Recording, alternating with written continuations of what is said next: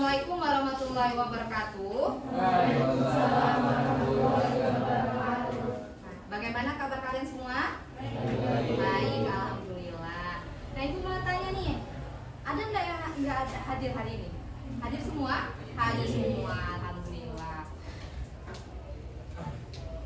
Nah, sebelum memulai pelajaran, Ibu minta ketua kelas untuk memimpin doa dulu, Nak. Semua siap. Berdoa mulai.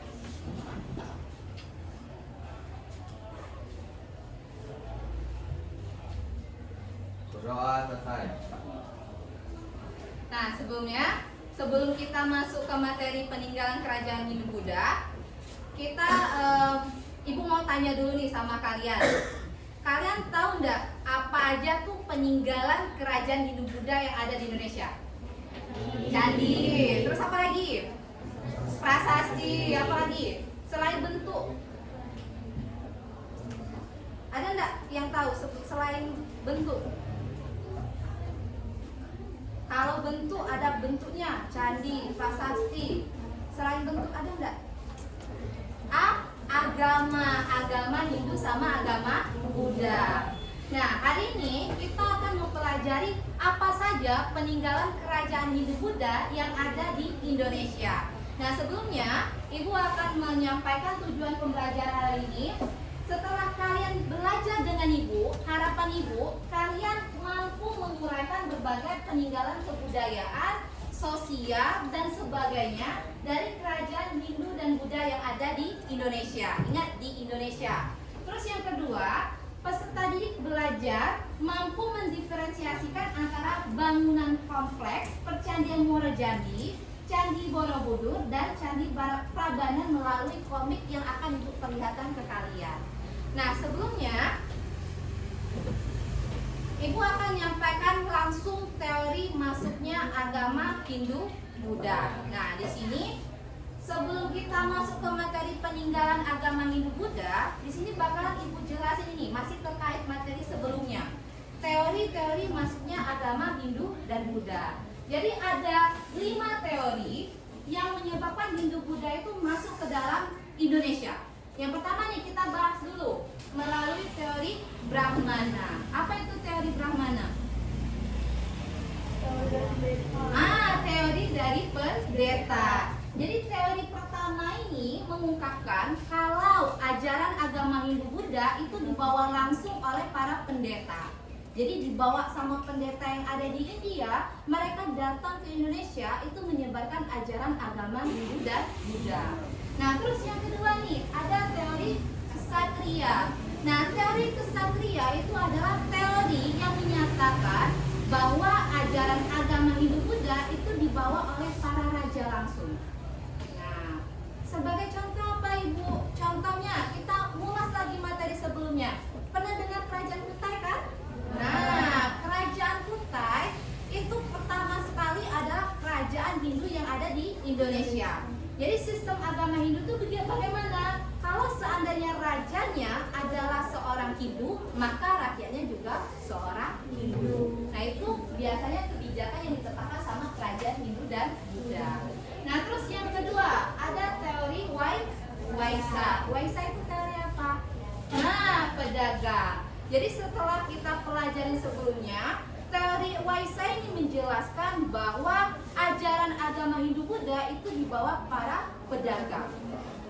Loh, kok bisa Bu pedagang bawa ajaran agama Hindu-Buddha? Bukannya mereka pedagang datang ke Indonesia. Nah, ini setelah mereka melakukan perdagangan, nih misalnya taruhan cowok-cowok ganteng di sini itu para pedagang dari India datang ke Indonesia, ke sini, ke sebelah cewek-cewek nih. Nah, ketika mereka melakukan perdagangan, nah otomatis mereka bakalan menetap lama di Indonesia. Nah, setelah mereka menetap lama, coba dipikir apa yang akan mereka lakukan? Nah, melakukan pernikahan. Setelah dia menikah sama penduduk asli Indonesia, otomatis dia akan menyebarkan agamanya kepada sang istri. Nah, itulah yang menyebabkan kenapa teori Waisa itu menjadi teori masuknya ajaran agama Hindu dan Buddha. Jadi para pedagang ini bisa menyebarkan agamanya melalui apa? Salah satunya melalui perkawinan. Nah, terus yang keempat,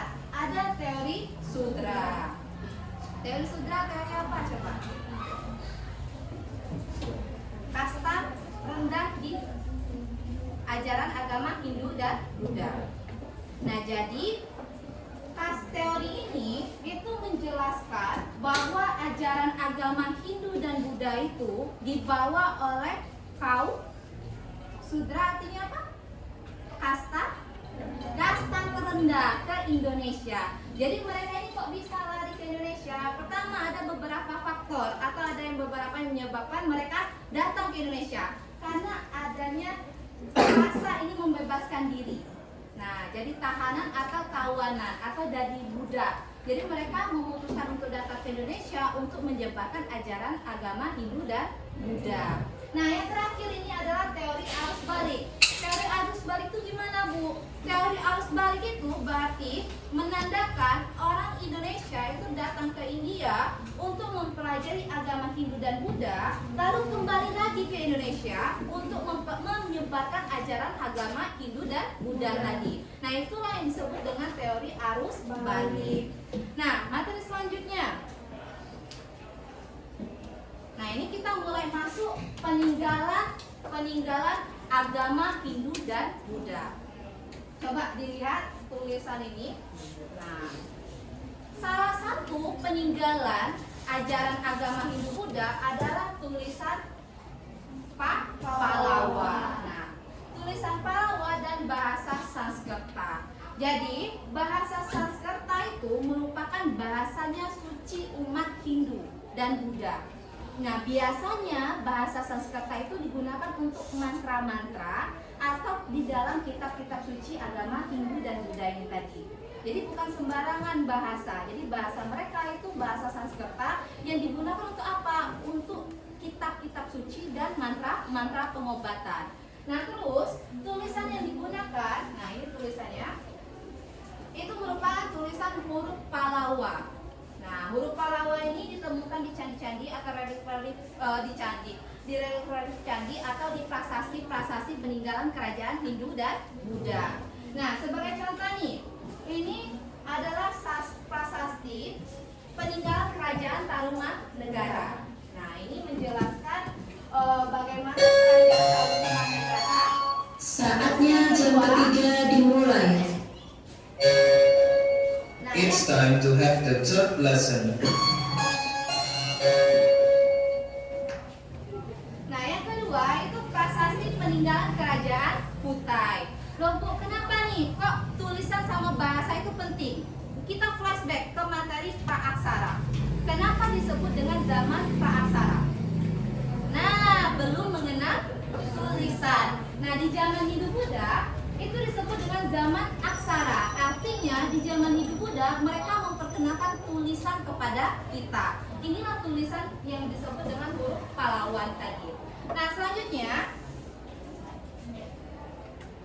nih, kepercayaan. Selain bahasa dan tulisan, otomatis ajaran agama Hindu Buddha itu juga memperkenalkan agama Hindu dan Buddha. Kita tanya dulu, bedanya agama Hindu dan Buddha itu apa?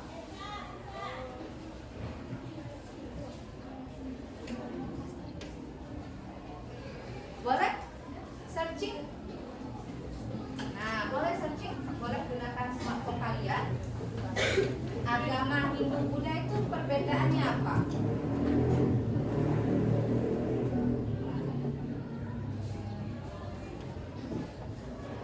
Yuk, yang bisa angkat tangannya jangan malu. Ajaran agama Hindu Buddha itu bedanya di mana? Karena berbarengan, ada Hindu pasti ada Buddha belajarannya. Terus bentuk bangunannya sama-sama disebut dengan candi, peninggalannya sama-sama dan prasasti. Tapi ada perbedaan, ada ajaran agama Hindu, ada ajaran agama Buddha. Yang bisa, kok bisa angkat tangan?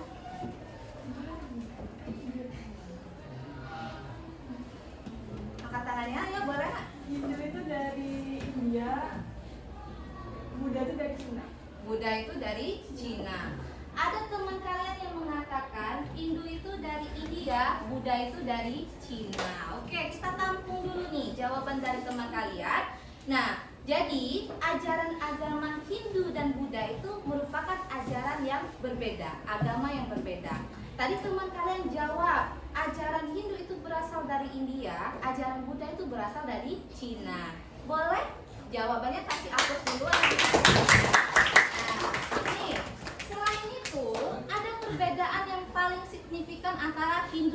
Buddha. Jadi perbedaannya bisa kalian lihat. Jadi agama Hindu dan agama Buddha itu terletak perbedaannya pada sistem kasta. Nah, kenapa nggak jawab tadi?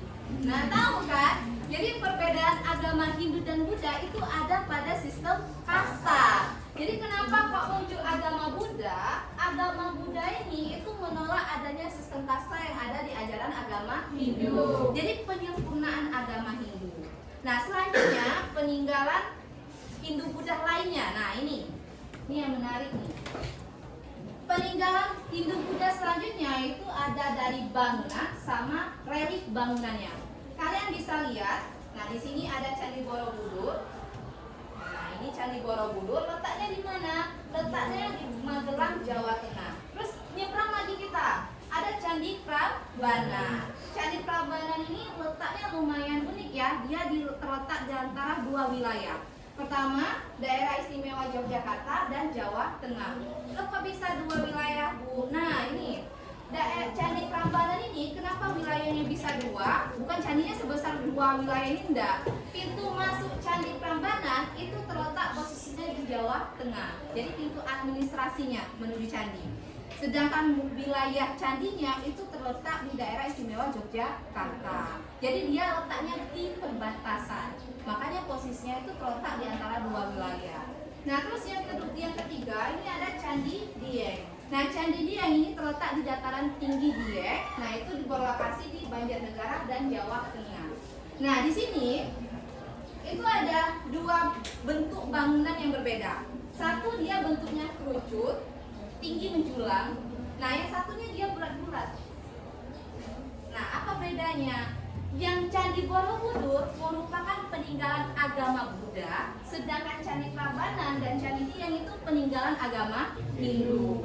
Nah, gara-gara masuknya agama Hindu dan Buddha inilah kita mengenal yang namanya teknologi pembangunan candi ini tadi. Coba bayangin kalau misalnya Hindu Buddha tidak masuk ke Indonesia, wisata apa coba kita di Jambi? Nggak ada lagi yang namanya Percandian Muaro Jambi, nggak ada yang namanya Candi Borobudur, Candi Prambanan sama Candi Dieng. Nah, terus sistem pemerintahan atau politik. Jadi sebelum masuknya ajaran agama Hindu Buddha, Indonesia itu mengenal sistemnya pemerintahnya yang bagaimana. Yang pemerintahnya yang terkuatlah dialah yang pemimpin. Apa namanya? Sistem hukum rimba. Jadi yang kuatlah dia yang memimpin, yang kuatlah dia yang bertahan. Jadi kita masih pakai kepala suku. Jadi yang terkuat di antara kelompok tersebut dialah yang memimpin kelompok tersebut. Tapi ketika masuknya ajaran agama Hindu Buddha, nah itu dirubah sistem pemerintahannya, sistem politiknya dirubah. Apa yang dirubah? Raja atau ketua dari kelompok tersebut merupakan garis keturunan, monarki dia. Jadi tegak lurus dia. Kalau misalnya kita bukan anak raja, kita nggak bisa memimpin kerajaan tersebut. Jadi nggak ada lagi sistem siapa yang kuat, dia yang bakal memimpin, siapa yang kuat, dia yang hebat, nggak ada.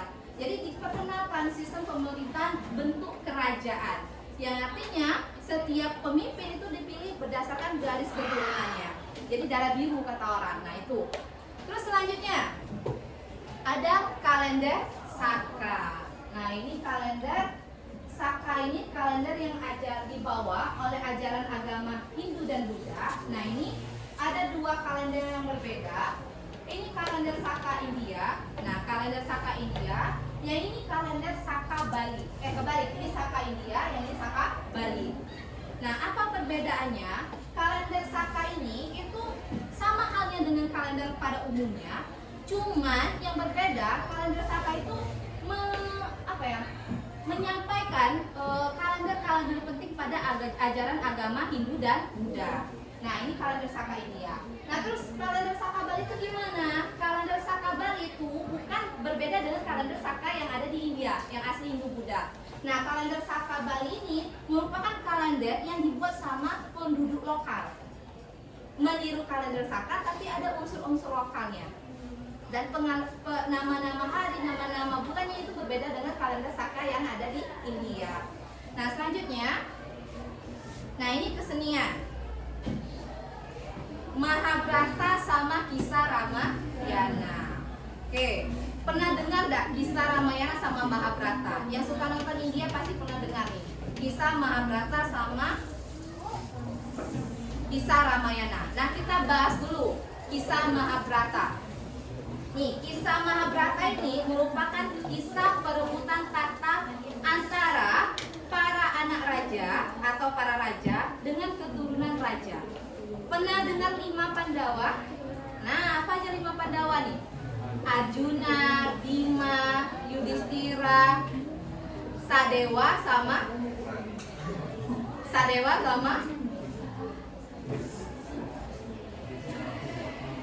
Jadi ada 5 Pandawa nih. Pertama ada Arjuna, Bima, Yudhistira, Sadewa. Satu lagi. Ini sering disebutkan nih. Nah, Krishna bukan. Krishna tuh udah dewanya ya. Udah ke langit kita. Ini masih bahas raja, Raja Pandawa, 5 Pandawa.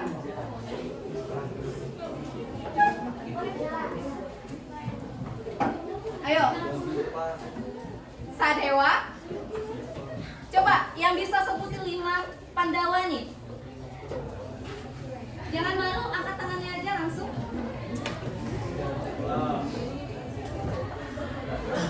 Boleh angkat tangannya yang tahu? Kita ulang lagi. Nah, coba. Nakula itu pasangannya Sadewa. Jadi Mahabharata ini itu mengisahkan antara perebutan tahta kerajaan antara 5 Pandawa yang merupakan garis keturunan raja dengan orang-orang yang merupakan keturunan raja yang tidak murni. Artinya apa? Ada campuran. Nah, ini selanjutnya ada kisah Ramayana. Nah, kisah Ramayana ini pasti udah dengar. Kisah Ramayana itu kisah percintaan antara Rama dan Sinta. Nah, ini keseniannya. Nah, terus apa Bu? Ini kan kisahnya asli dari India. Terus yang menyebabkan mereka nih jadi peninggalan ajaran agama Hindu-Buddha apa? Selain kisah-kisah kesenian ini, itu diadaptasi sama negara kita, sama Indonesia, itu dibuat kesenian perwayangan. Nah, tahu nggak perwayangan itu artinya apa? Kita sering ngomong nih, wayang. Wayang itu artinya apa? Nah, orang. Boleh tampung dulu kita. Ada teman kalian yang bilang, orang Bu, wayang tuh. Boleh jadi. Wayang itu apa? Wayang itu maknanya adalah bayangan. Jadi kayak gini. Nah, bayangan inilah disebut dengan wayang tadi. Makanya orang main wayang itu selalu pakai lampu yang nyorot pada bayangan tadi. Jadi kisah wayang ini itu bayangan yang diarahkan sama pemain wayangnya. Nah, itu kesenian perwayangan ini merupakan salah satu peninggalan atau salah satu dampak pengaruhnya ajaran agama Hindu dan Buddha di Indonesia. Nah, ini karya sastra. Jadi karya sastra ini setelah kita sudah tahu nih mendengar kisah yang sebelumnya Mahabharata, kisah Ramayana. Nah, ada muncul penulis-penulis Indonesia seperti Empu Prapanca dan sebagainya. Nah, salah satu kitab asli yang ditulis sama orang-orang kita itu kitab Nagara Kertagama. Terus ada kitab Bratayuda sama Arjuna Wiwaha. Nah, Arjuna Wiwaha ini merupakan kitab karya Empu Kanwa. Beda orang ya sama Empu Prapanca. Nah, ini salah satu contoh bagaimana bentuk relief kitab Negara Kertagama. Nah, ini fakta menariknya ya. Kitab Negara Kertagama ini itu sempat berada di Museum Belanda sebelum akhirnya dikembalikan Belanda ke Indonesia kembali.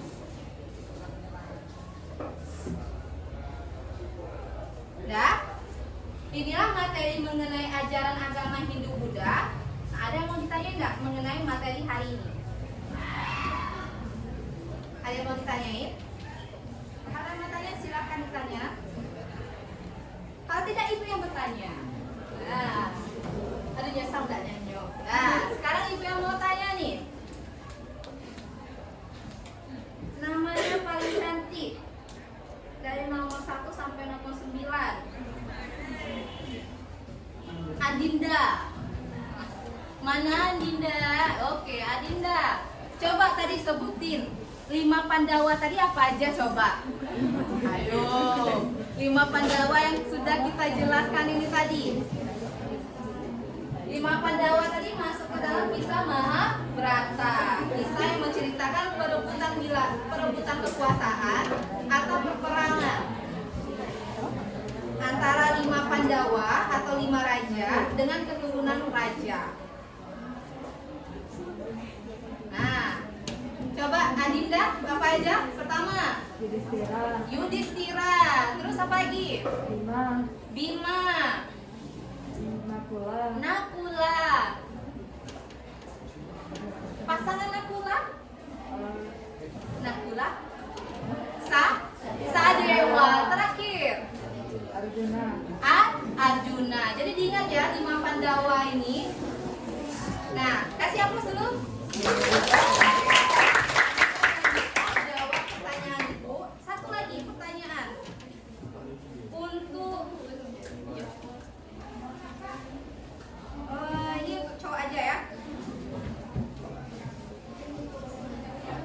Coba kita tanya Kakak Fajri. Kakak Fajri. Fajri artinya apa? Fajar. Matahari terbit. Fajri. Nah, tadi udah Ibu sampaikan nih untuk informasi. Ibu tanya tadi, sebutkan 2 peninggalan ajaran agama Hindu Buddha di Indonesia yang sudah Ibu sampaikan.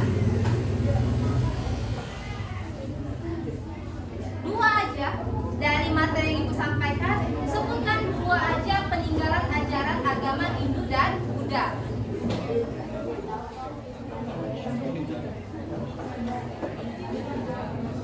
Ayo kakak.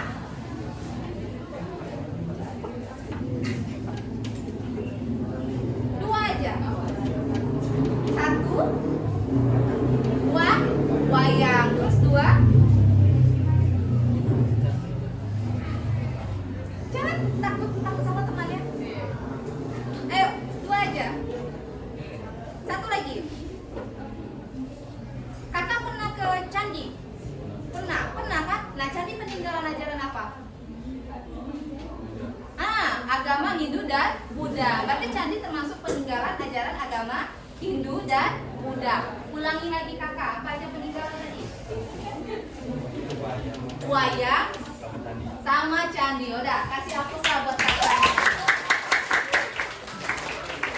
Walaupun grogi kejawab lah ya 2 pertanyaan dari Ibu tadi. Nah, selanjutnya nih, Ibu punya media. Ini boleh dikatakan media komik. Jadi media Ibu ini media yang menjelaskan ajaran agama Hindu dan Buddha, itu peninggalan bangunannya. Jadi peninggalan bangunan agama Hindu Buddha yang masih ada sampai sekarang, bahkan yang terdekat dengan kita. Nah, boleh kalian buka HP kalian? Buka HP kalian boleh, Nak? Nah, coba buka akun Instagram kalian. Nah, buka akun Instagram kalian. Nah, coba cari akun Ibu, itu Gerbang Sejarah. Gerbang komik Gerbang Sejarah. Cari di IG kalian komik Gerbang Sejarah.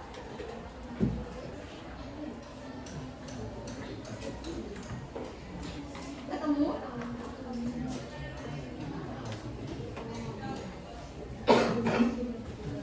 Ketemu enggak? Komik Gerbang Sejarah.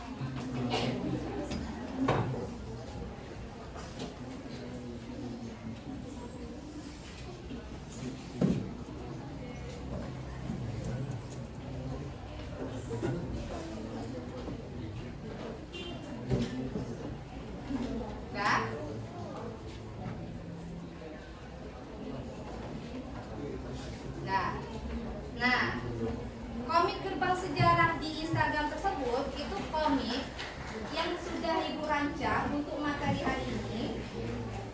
komiknya itu komik Gerbang Sejarah. Nah, coba dilihat. Kalau kalian lihat, nah ini bentuk gambarannya. Nah, bentuk gambarnya kayak gerbang ya memang. Jadi komiknya Gerbang Sejarah.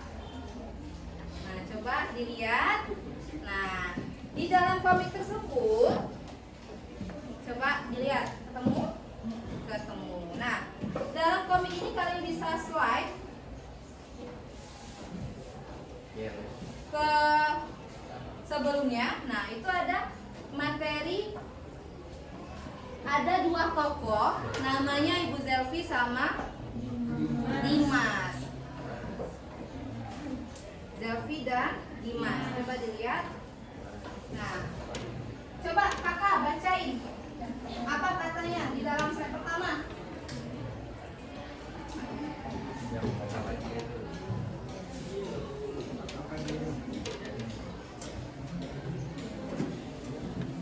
Bel jam istirahat berbunyi. Semua siswa keluar untuk istirahat. Tetapi Dimas menemui Ibu Zelvi untuk menanyakan sesuatu. Selamat siang Ibu Zelvi. Saya ingin menanyakan sesuatu tentang sejarah Hindu dan Buddha. Iya boleh. Mau nanya apa Dimas? Apakah di Jambi ada peninggalan kerajaan Hindu, Buddha, Ibu? Oke lah, baiklah, supaya Dimas lebih paham. Mari kita ke dunia peninggalan Hindu dan Buddha. Dan kata situ dulu. Jadi apa yang ditanyakan Dimas sama Ibu Zelvi? Hah? Peninggalan ajaran agama Hindu Buddha di Jambi. Terus lanjut Kak. Dan mereka pun pergi ke dunia peninggalan sejarah Hindu dan Buddha, Candi Muaro Jambi, Prambanan, dan Borobudur melalui gerbang sejarah. Selamat datang di gerbang sejarah. Wah, keren banget Bu Zelvi.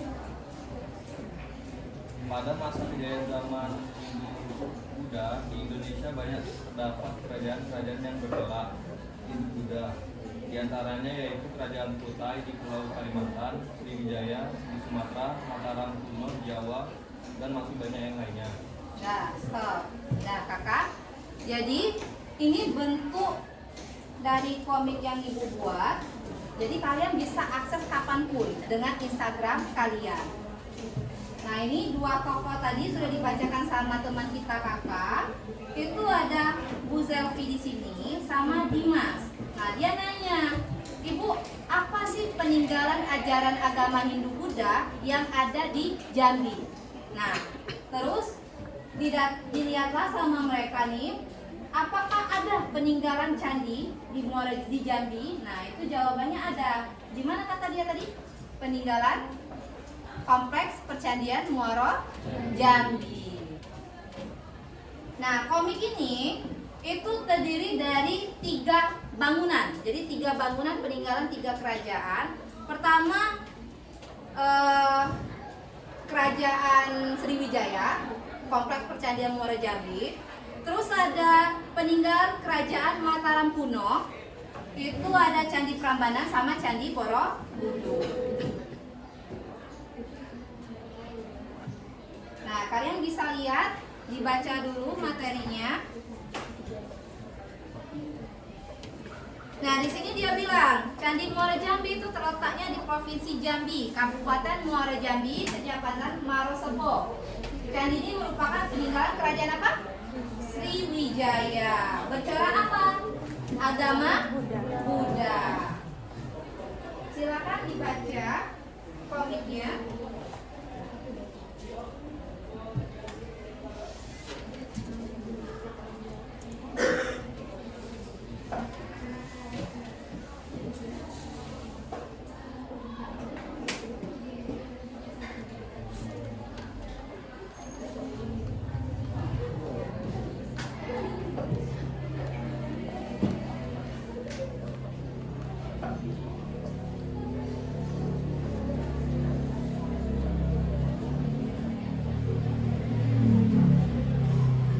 Sudah selesai?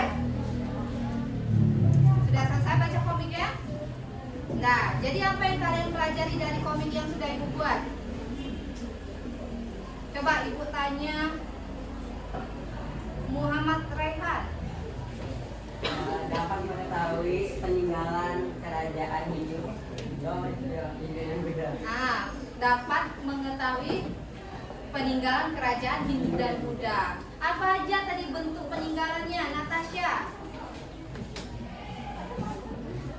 Natasha? Apa aja bentuk peninggalannya?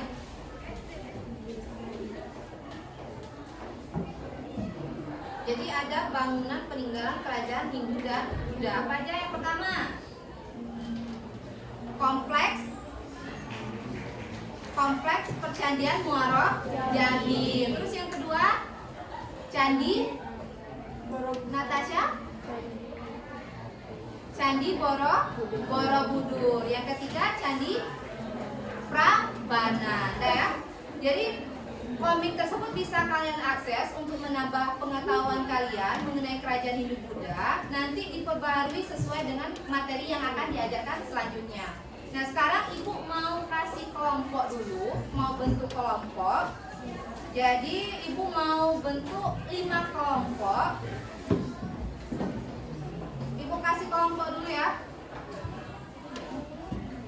Kelompok 1 Adinda, mana Adinda? Ahmad, Ananda, Anissa, Arinda, Chelsea, terakhir Christian. Nah, itu kelompok 1. Jadi kelompok 1 ibu minta untuk membahas peninggalan kerajaan Kutai. Boleh dicatat, kelompok 1 membahas peninggalan kerajaan Kutai. Terus kelompok 2 Mahia Pangesti, Dea Aga, ya. Diva Rahma, Elsa, terus Gevira, Steven, terakhir Kakak. Mana? Nah, itu kelompok 2. Kelompok 2 itu membahas peninggalan kerajaan Mataram kuno. Nah, terus kelompok 3 Kaila, Muhammad Raihan, Yazid, Nabil, Malia, terakhir Maura. Nah, itu kelompok 3 bahas peninggalan kerajaan Sriwijaya. Kelompok 4 Fadil, Muhammad Dimas, Mutiara, Nanda, Natasha, Nisrina, terakhir Raisya. Nah, Raisya kelompok 4 itu bahas peninggalan kerajaan Sriwijaya. Peninggalan kerajaan Majapahit. Nah, kelompok terakhir Raka, Reski, Salwa, Safila, Yolanda, Yosua, Yoviana, dan Zulaika itu bahas peninggalan kerajaan Tulang Bawang. Nah, silakan kalian duduk per kelompok. Kelompok 1 di sini. Yuk, duduk per kelompok. Kelompok 1. Kelompok 2 di belakang.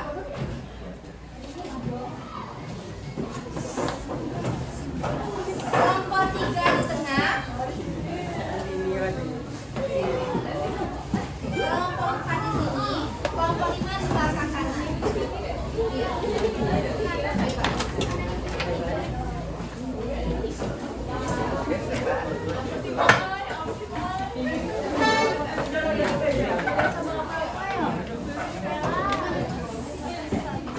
Ayo, kelompok 1 sebelah kiri di depan, kelompok 2 di belakang, kelompok 3 tengah,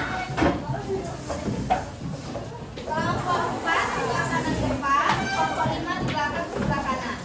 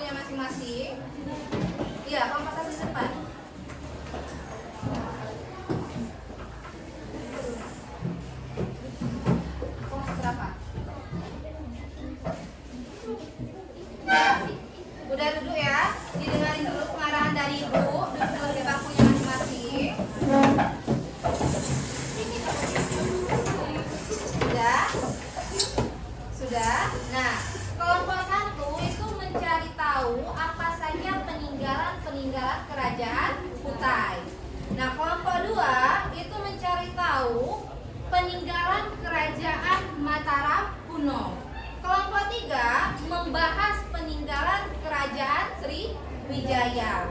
Dan kelompok 4 itu membahas kerajaan Majapahit. Terakhir kelompok 5 itu membahas peninggalan kerajaan Tulang Bawang. Nah, silakan kalian kerjakan secara kelompok.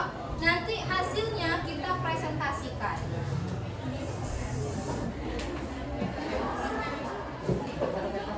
Iya, satu kertas atau di buku juga boleh. Nah, satu kertas. Di bukunya juga boleh, nggak usah dipegang. Di bukunya juga boleh, di buku latihannya boleh.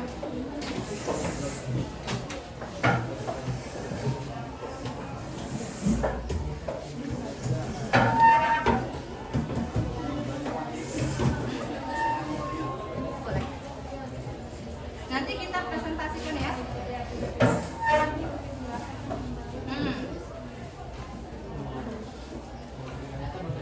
Boleh beberapa, boleh sebanyak mungkin yang kalian tahu.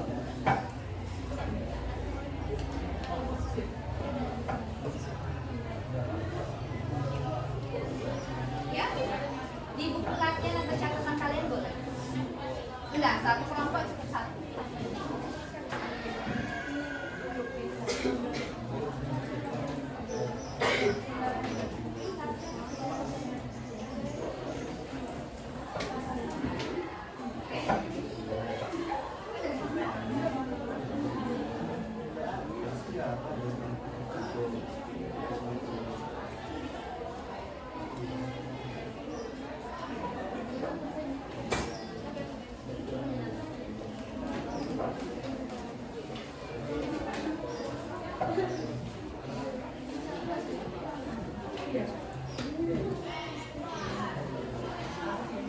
Jadi kita ada apa? Nah, ini peninggalannya sebanyak mungkin ya. Nanti kita bahas.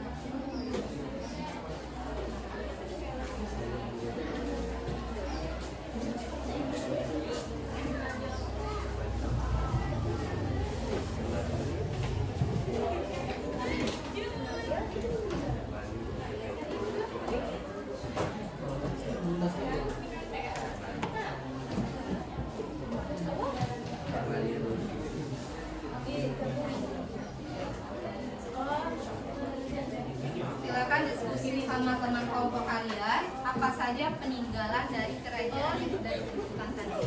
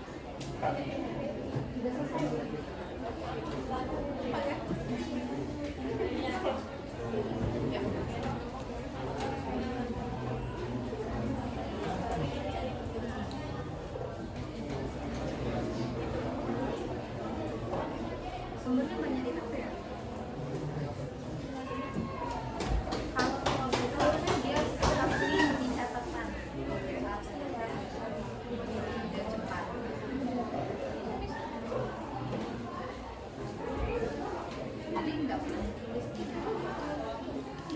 jadi disatukan bentuk cetakan elektronik. Cepat kan? Saya mau lihat kelompok 1 udah selesai. Kelompok 2 udah selesai. Kelompok 2 boleh hasil diskusinya sampaikan.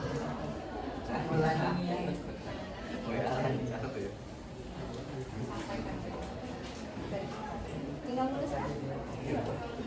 Baru balik ke TikTok ya.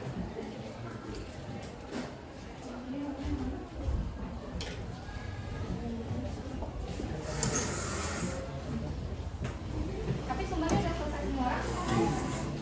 Lanjut dulu. Baca. Ini udah selesai. Tinggal nulis. Udah dapat semua. Nah, biar cepat, catatannya disatuin jadi catatan di HP. Jadi, kamu lihat.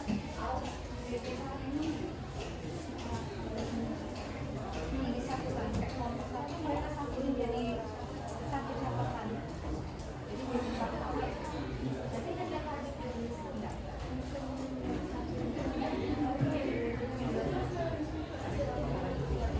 Nah, ini kelompok 1 udah selesai. Ya, dia udah selesai kan? Kelompok 3 udah selesai. Baru pindah. Ibu kasih waktu kalian 10 menit lagi ya.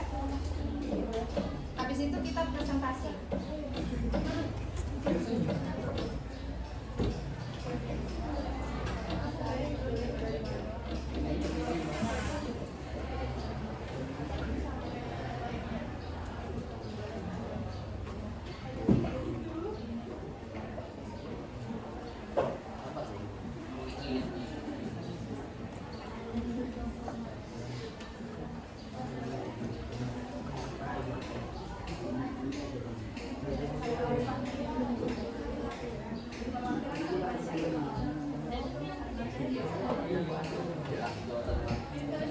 Gantian. Lanjut, yang penting materinya sampai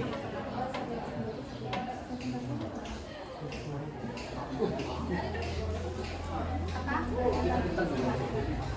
Boleh 1, boleh 2 orang. Yang presentasi nanti cukup 1 atau 2 orang ya.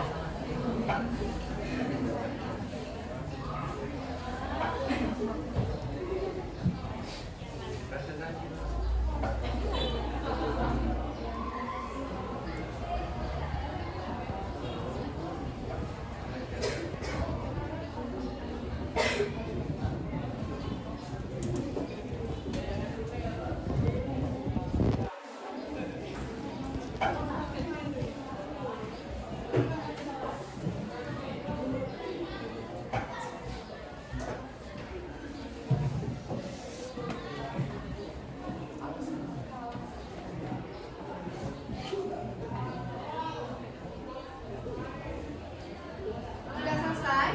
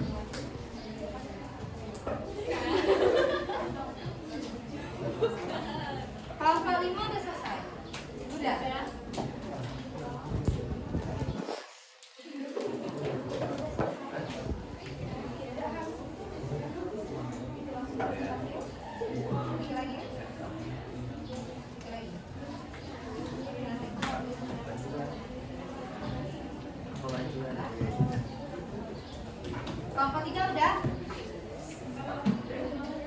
Udah. Kelompok 2 sudah? Belum?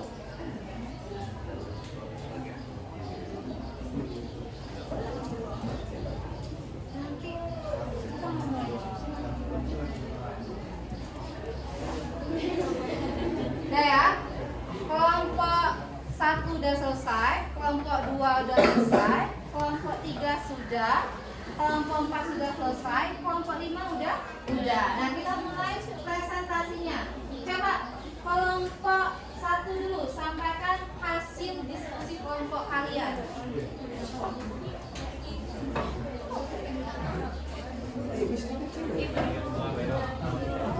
Kelompok 1 langsung dibacakan hasil diskusi kalian. Kelompok lain, selama kelompok 1 menyampaikan hasil diskusinya, tolong didengar dengan baik apa yang disampaikan sama kelompok 1.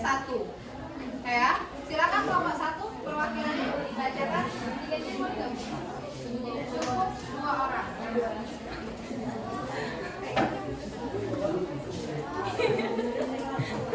Suaranya.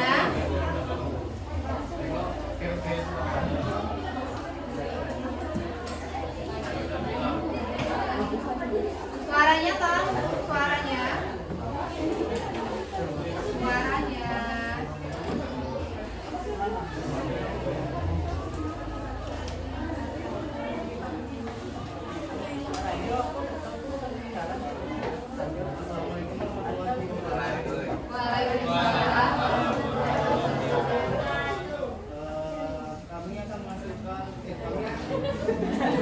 Kami akan memberikan hasil diskusi dari kelompok kami.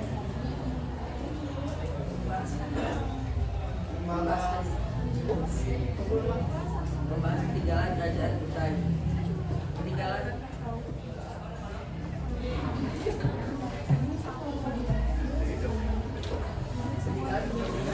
adalah Yupa adalah provinsi pertama yang menandai kelahiran kerajaan Kutai di Kalimantan. Provinsi ini adalah benda-benda yang merupakan peninggalan kerajaan Kutai. 1. Ketopong Sultan Kutai. Ketopong Sultan yaitu mahkota raja dari kerajaan Kutai yang terbuat dari bahan emas dengan berat 1,98 kg. Juga secara mahkota tersebut bersimpan tapi di Museum Nasional Jakarta. 2. Kalung uncal. Kalung uncal berbahan emas ini memiliki bobot 10 kg dengan hiasan biotin relief Isa Abayata. Kalung uncal menjadi salah satu atribut dari kerajaan Kutai yang dipakai Sultan Kutai negara semenjak Kutai bunga bisa dijajah dan dibagikan. 2. Kalung Ciwa. Peninggalan kalung Kutai selanjutnya yaitu kalung Ciwa yang ada sejak zaman kepemimpinan Sultan Haji Muhammad Sulaiman. Kalung ini ditempatkan oleh warga di sekitar Danau Lipan Wakapan pada 1890. Hingga sekarang kalung Ciwa ini masih dipakai sebagai perhiasan kerajaan dan juga digunakan oleh raja ketika ada pesta pengangkatan raja yang baru. 4. Pedang Sultan Kutai. Pedang ini terbuat dari bahan emas yang padat di bagian gagang terdapat ukiran seekor harimau yang sedang bersiap menangkap musuh. Sedangkan ujung sarung pedang menghiasi ukuran seekor buaya. Pedang Sultan Kutai ini saat ini tersimpan di Museum Nasional Jakarta.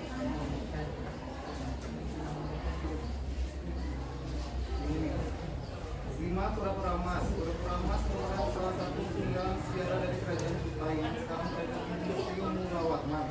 Benda sebesar setengah kepala tangan ini merupakan salah satu persembahan pangeran yang berasal dari kerajaan Cina kepada putri Sultan Kutai yang bernama Aji Bidara Putih. 6. Prasasti Kerajaan Kutai. Prasasti ini merupakan salah satu peninggalan dari kerajaan Kutai yang paling tua usianya. Benda ini juga merupakan salah satu bukti kuat eksistensi kerajaan Hindu yang hidup di Pulau Kalimantan. Oke, cukup. Coba ibu tanya dulu. Keila, mana Keila? Saatnya jam keempat dimulai. It's time to have the fourth lesson. Keila Wulandari. Tadi coba sebutin satu peninggalan kerajaan Kutai.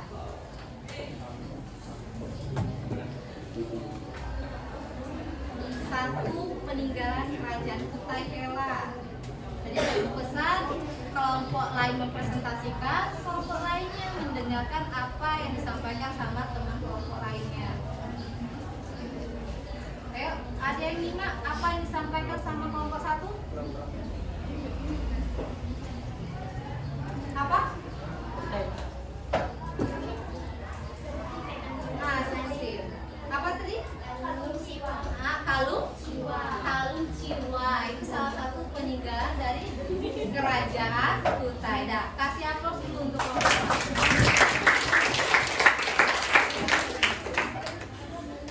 Dan jadi itu tadi peninggalan kerajaan Kutai yang sudah disampaikan sama kelompok satu. Ingat, selagi kelompok lainnya mempresentasikan, kelompok lainnya wajib mendengarkan karena nanti ibu akan nanya lagi ke kalian.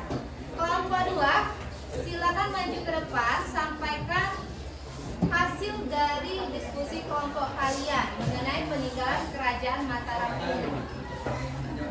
Ayo, kelompok dua.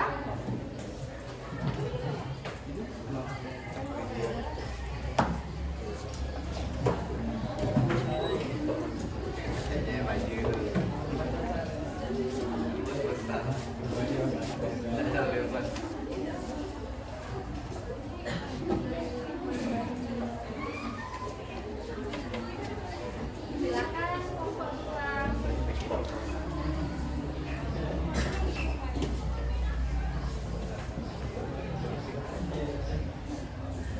Assalamualaikum warahmatullahi wabarakatuh. Waalaikumsalam warahmatullahi wabarakatuh. Perkenalkan kami perwakilan dari kelompok 2, saya Diaga. Saya kata, Kami akan membacakan tentang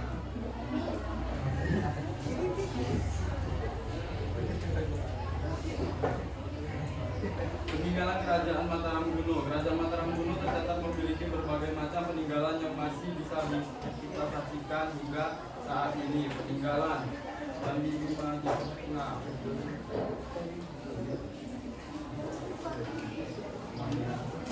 Candi 1 Candi Bima Jawa Tengah, 2 Kalasan Yogyakarta, 3 Pelausan Jawa Tengah, 4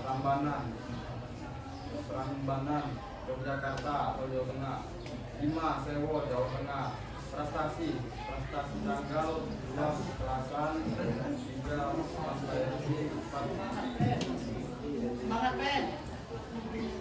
Lolang peninggalan kerajaan Mataram kuno. Kerajaan Mataram kuno tercatat memiliki berbagai macam peninggalan yang masih bisa kita saksikan hingga saat ini.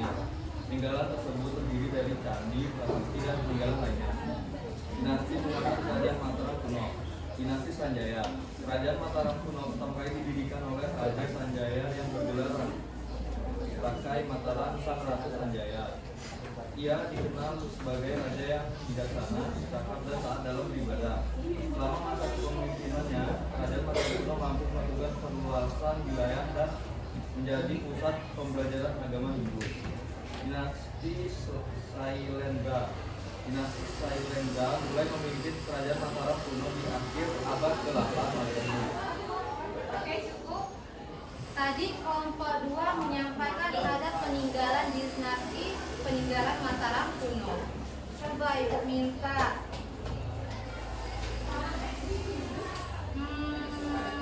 Yolanda.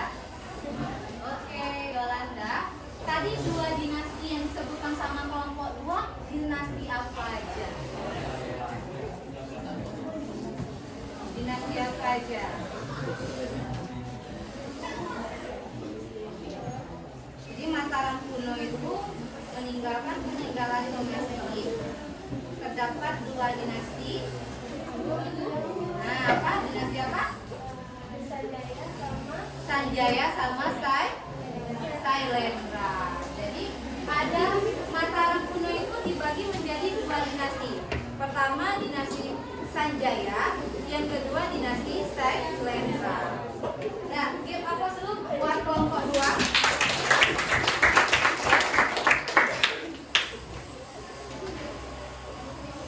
Kelompok 3, silakan maju ke depan, sampaikan hasil diskusi kalian.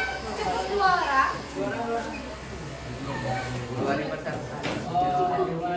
Jadi kelompok 2 ini membahas apa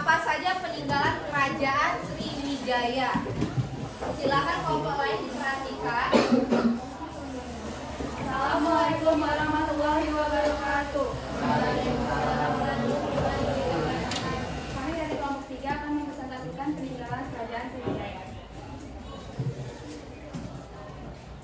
Saya Kaladin.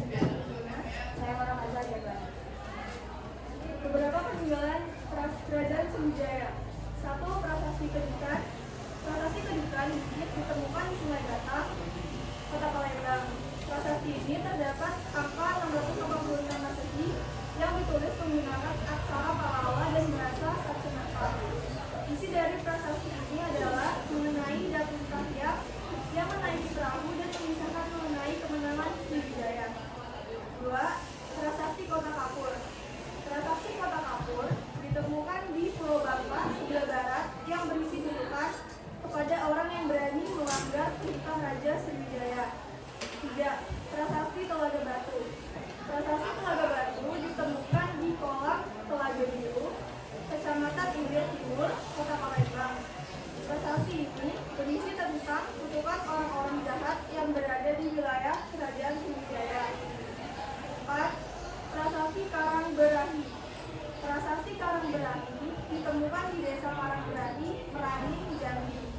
Prasasti ini berisi mengenai kutukan kepada orang-orang yang tidak setia kepada Raja Kerajaan Sriwijaya. 5. Prasasti Palas Pasema. Prasasti Palas Pasema ditemukan di pinggir rawa Desa Palas Pasema, Lampung Selatan.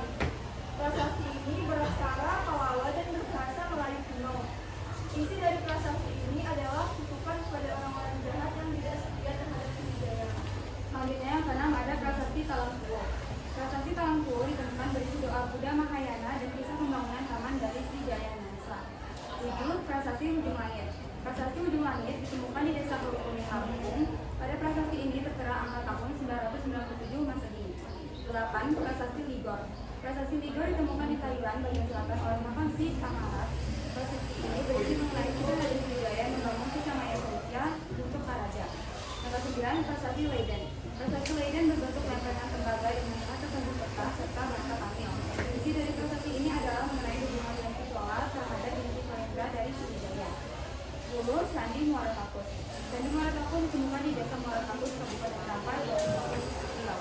Candi Muara Takus memiliki sholat Buddha dengan beberapa bangunan stupa yang ada pada candi ini. Pada halaman yang ada pada candi ini terdapat beberapa candi dengan nama Candi Busu, Candi Sulung, Stupa Palangka, dan Stupa Mahidan. Candi-candi Buddha yang berasal dari masa Sriwijaya di Sumatera antara lain Candi Muara Jambi, Candi Muara Takus, dan Candi Atembaka. Oke, cukup. Kelompok 3 tadi menyampaikan peninggalan kerajaan Sriwijaya. Sekarang ibu mau tanya nih sama Ahmad.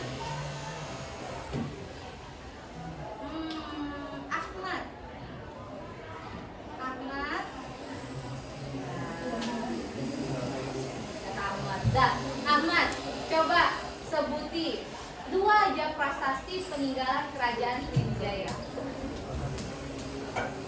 Prasasti Talangkuo,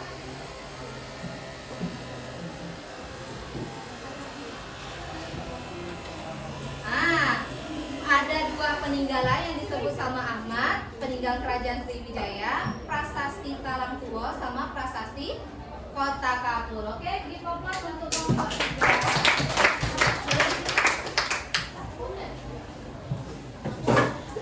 Kelompok 4 silakan sampaikan apa saja peninggalan kerajaan Majapahit.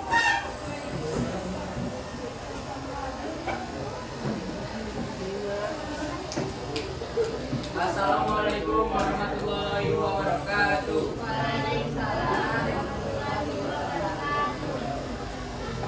Kami akan mempresentasikan hasil diskusi kami tentang peninggalan kerajaan Majapahit. Sebelumnya, perkenalkan nama saya Nanda Nolabidi. Saya Muhammad Masarika. Kerajaan Majapahit merupakan kerajaan Hindu Buddha terbesar di Indonesia yang berdiri pada abad ke-13 hingga abad ke-16. Peninggalan kerajaan Majapahit. 1. Kitab Negara Kerta Agama. Hasil karya C.U. Prapanca. Candi Bajang 3. Prasasti Prapanca Sarapura dibuat atas perintah Ratu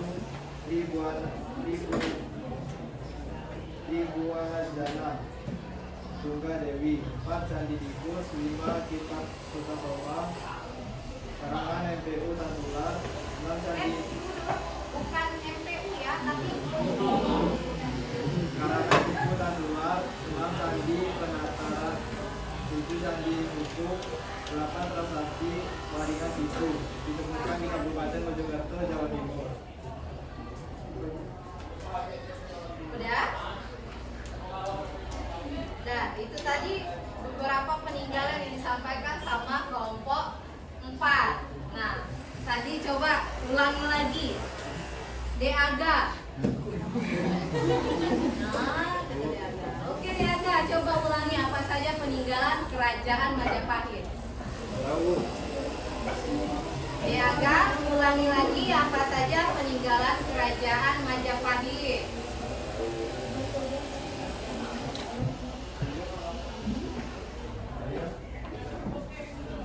Apa aja? Tadi ada materinya masuk ke slide presentasi Ibu. Kitab apa tadi?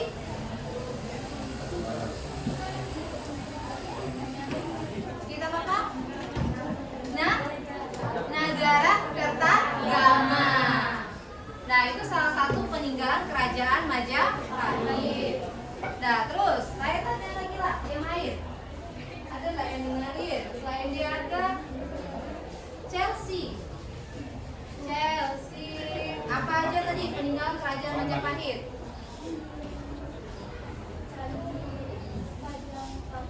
Candi Bajak Ratu. Masuk tadi peninggalan kerajaan Majapahit. Masuk. Nah, give applause untuk kelompok 4.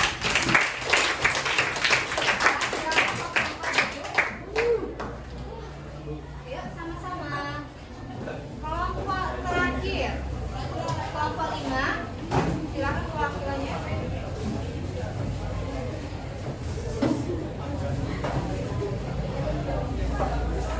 Kelompok 5 ini membahas peninggalan kerajaan Tulang Bawang.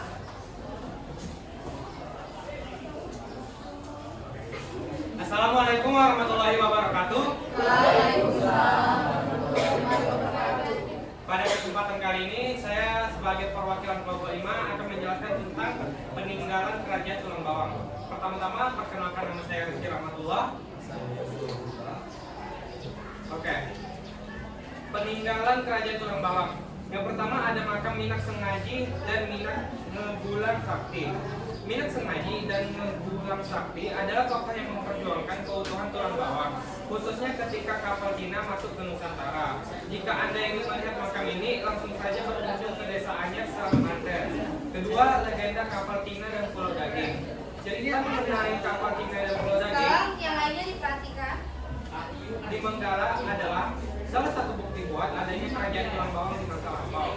Legenda ini menceritakan tentang kapal Cina yang berusaha masuk ke Tulang Bawang dan ingin menguasai sistem perdagangan di Menggala. Raja dan rakyat Tulang Bawang marah ketika mengetahui kejadian ini dan mengatur strategi untuk mengusir kapal Cina. Peperangan pun akhirnya terjadi hingga kapal Cina berhasil ditenggelamkan. Oleh sebab itulah legenda tersebut dinamakan legenda kapal Cina dan Pulau Daging. Ketiga, ada Masjid Kibang. Bangunan peninggalan kejayaan Tulang Bawang juga berupa sebuah masjid bernama Kibang. Masjid ini berada di pusat kota Menggala dan masih digunakan untuk kegiatan ibadah rutin maupun acara keagamaan lainnya. Selain masjid, ada nggak peninggalan bangunan lain?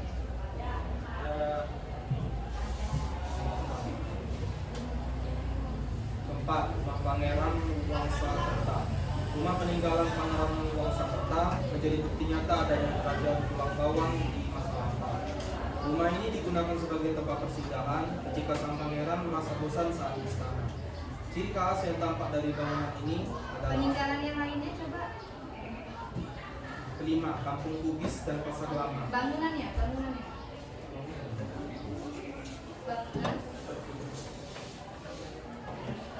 Coba diperhatikan lagi. Nah ini kelompok 5 itu tadi saya minta untuk mencari peninggalan kerajaan tulang bawang. Jadi kerajaan tulang bawang itu kerajaan yang jarang kita baru kalian dengar kan, kerajaan tulang bawang. Jadi kerajaan tulang bawang itu coraknya agama Hindu. Jadi peninggalannya mustahil masjid.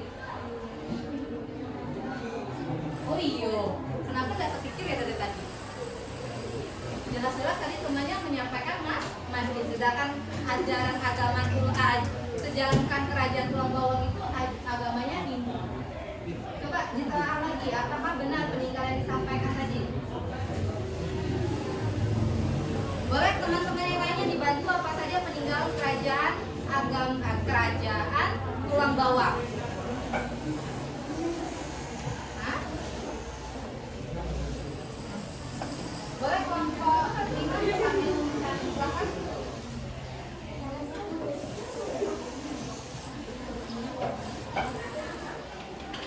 Coba sambil duduk di belakang sama kelompok ya.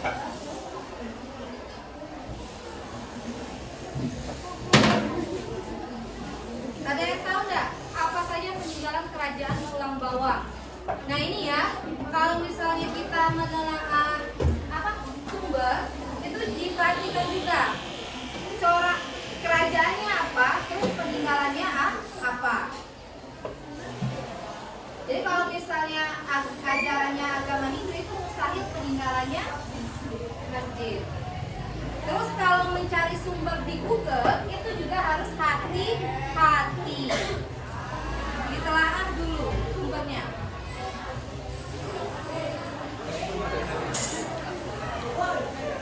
Ada yang bisa? Kelompok 5 bisa disampaikan lagi apa saja peninggalan kerajaan tulang bawang?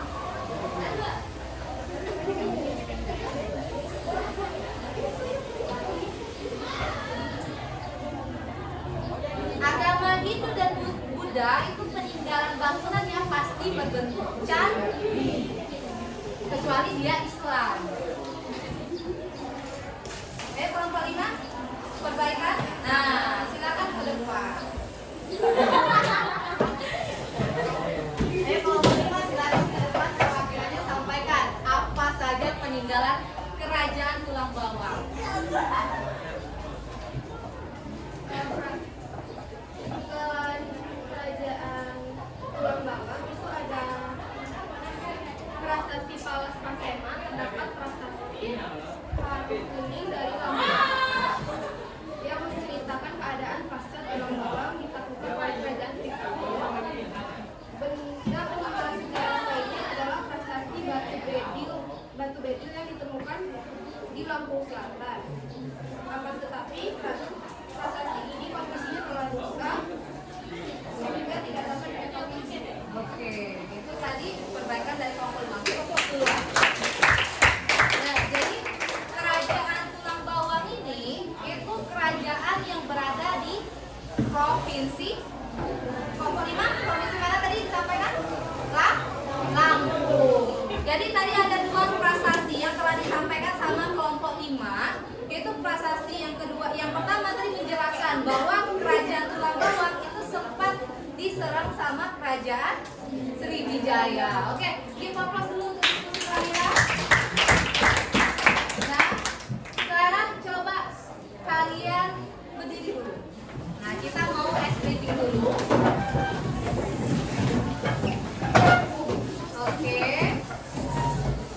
Peregangan dulu, regangin dari jari kalian. Nah, regangin, tarik nafas. Tahan sebentar, buang. Kayak mulut ya. Tarik nafas, tahan sebentar, buang. Nah, ini saya punya lagu itu tentang presiden. Tahu nggak urutan presiden kita? Siapa aja? Soekarno, Soeharto, Habibie, Megawati dulu atau Gus Dur? Megawati dulu atau Gus Dur? Gus Dur. Terus Megawati, SBY, sama Jokowi. Nah, di sini saya punya lagu tentang presiden ini biar nggak kebalik antara Gus Dur sama Megawati. Ingat, Gus Dur dulu baru Megawati.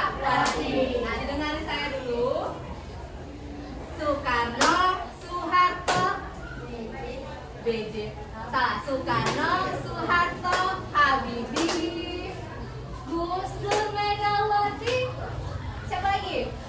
SBY, sekarang presidennya Jokowi.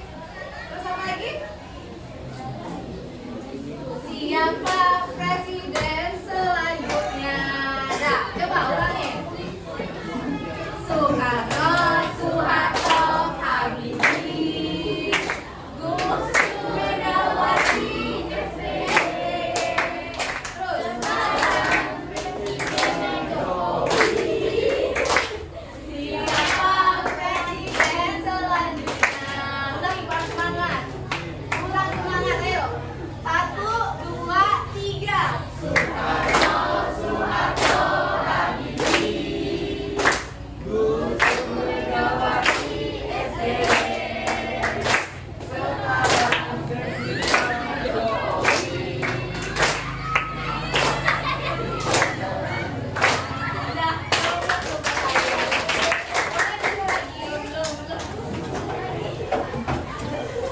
Nah, jadi harus diingat ya.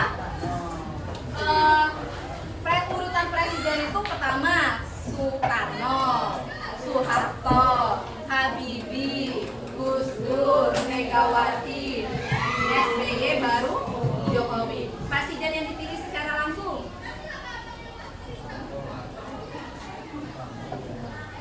Pemilihan presiden pertama siapa? Hasil pemilu. SBY. Nah, oke, sekarang buka buku latihan kalian. Latihan sejarahnya coba dibuka. Ibu mau kasih soal dulu.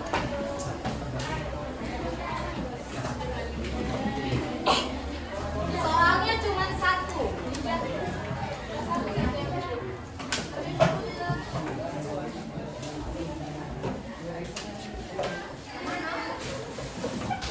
Soalnya cuma satu. Yang bisa jawab boleh langsung jawab. Coba didengarkan Ibu.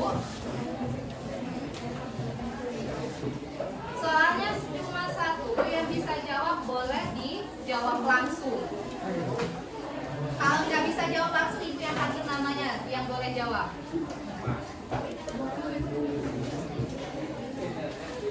Coba uraikan. Coba kalian uraikan.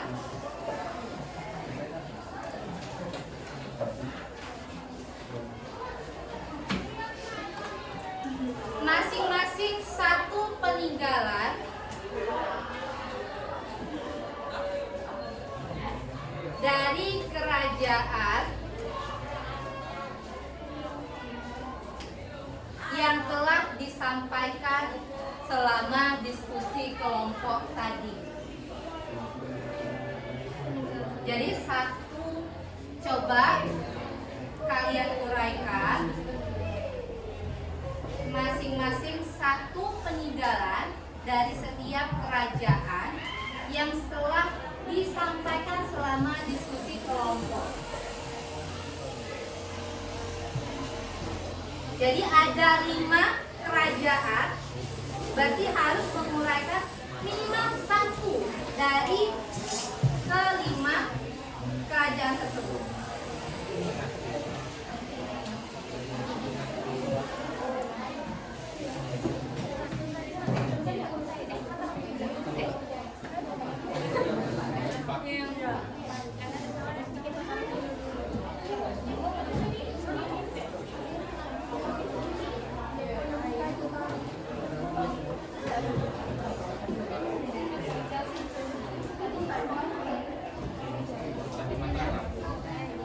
Kerajaannya saja ada Kerajaan Kutai, Mataram Kuno, Sriwijaya, Majapahit, sama Tulang Bawang yang terakhir.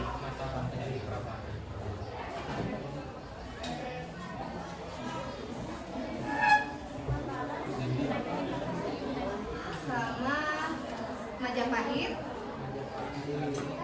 Tulang Bawang, Kutai, Mataram Kuno, Sriwijaya, Majapahit, terakhir Tulang Bawang.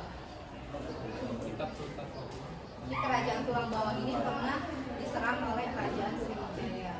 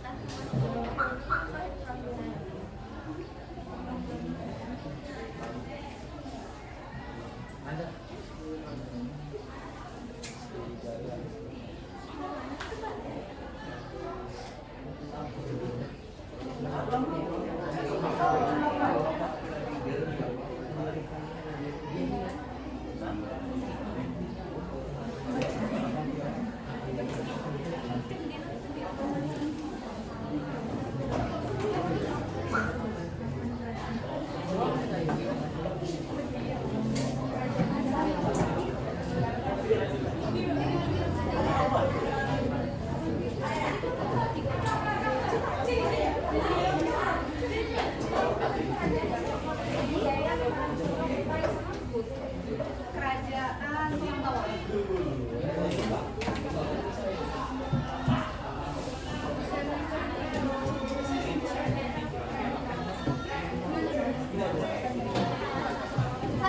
Kerajaan satu. Oh iya kan? Kan diuraikan. Udah semua. Udah 5 kerajaan. Pasti dia. Iya. Sriwijaya. Iya.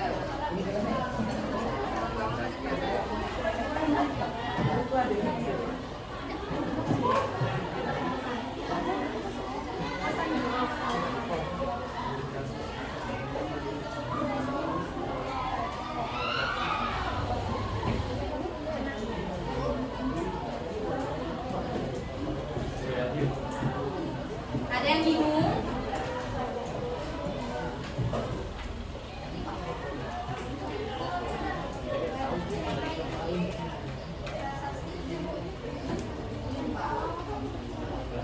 Apa?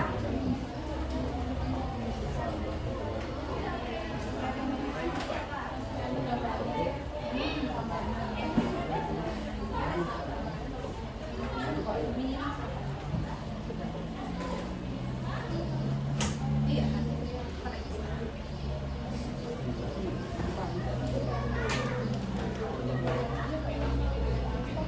Ingat ya, ibu ulangi lagi, kerajaan Tulang Bawang tadi agamanya Hindu.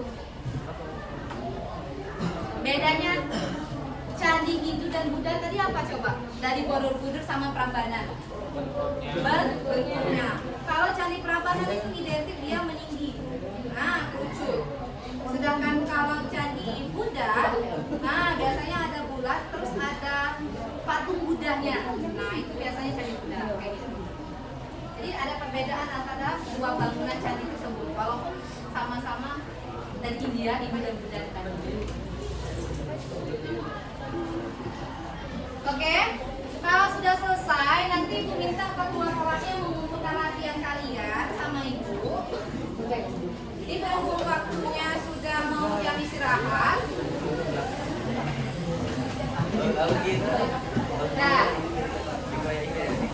Dah, mumpung waktunya ini udah mau dekat istirahat, ibu mau minta perwakilan satu orang untuk merefleksikan pembelajaran pada hari ini. Jadi ibu punya pola 3, 2, 1. Ingat pola 3, 2, 1. 3 hal yang baru dipelajari, 2 pesan moral, sama 1 nilai yang sudah diterapkan dalam kehidupan sehari-hari.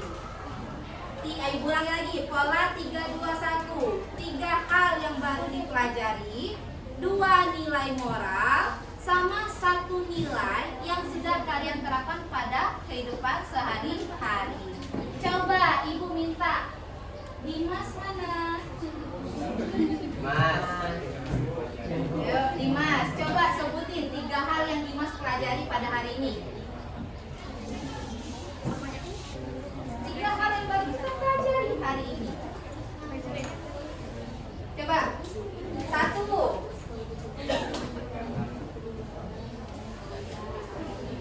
Tadi kalian sempat bingung dengan kerajaan apa tadi? Tulang bawang. Satu hal yang baru kalian pelajari, kerajaan tulang bawang. Terus apa lagi? Perbedaan peninggalan Hindu dan Buddha. Satu lagi, Dimas. Yang baru Dimas pelajari hari ini.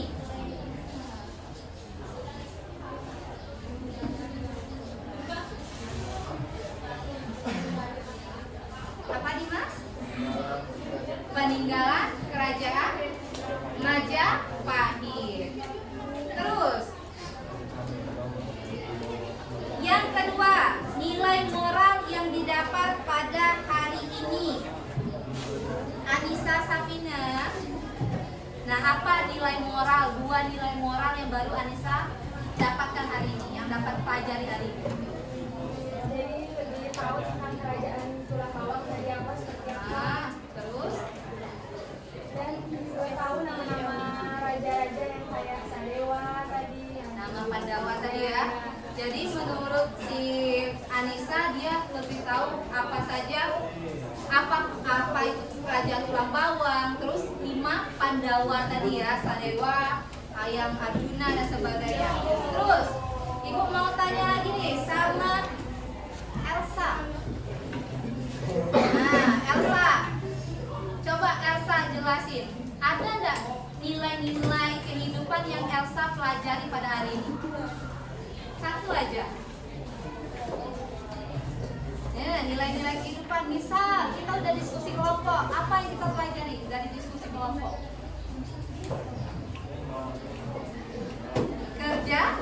Kerja sama. Oke, give applause dulu untuk kita semua.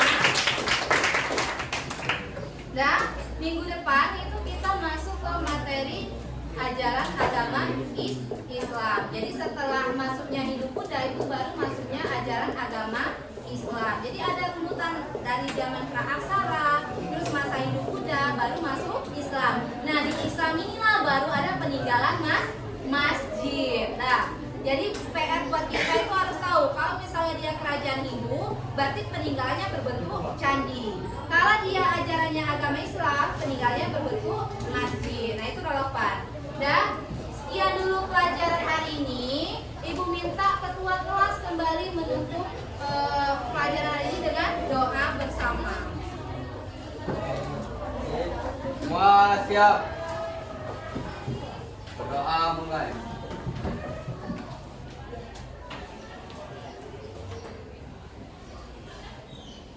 Doa selesai. Nah, sekian dulu materi untuk hari ini. Saya akhiri. Wassalamualaikum warahmatullahi wabarakatuh.